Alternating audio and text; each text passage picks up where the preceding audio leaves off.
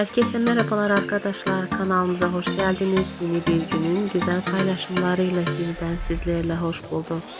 Arkadaşlar, sizler için herkesin sevimlisi, dizilerin ve ekranların şık ve yakışıklı oyuncuları Gökhan ve Yağmur Tanrısı'nın en son paylaşımlarını bir araya topladım. Gökhan Altan ve Yağmur Tanrısı'nın özel ve güzel aşk paylaşımlarını YouTube kanalımda sık sık izlemek istiyorsanız kanalıma destek olarak abone olmayı, bildirim butonlarını açmayı unutmayın. Arkadaşlar, Gökhan ve Yağmur'un en son paylaşımları favori çiftler kanalımda izlemeye devam edin. Şimdilik benden bu kadar. Görüşmek umuduyla. Hoşça kalın, sağlıklı kalın, bizimle kalın.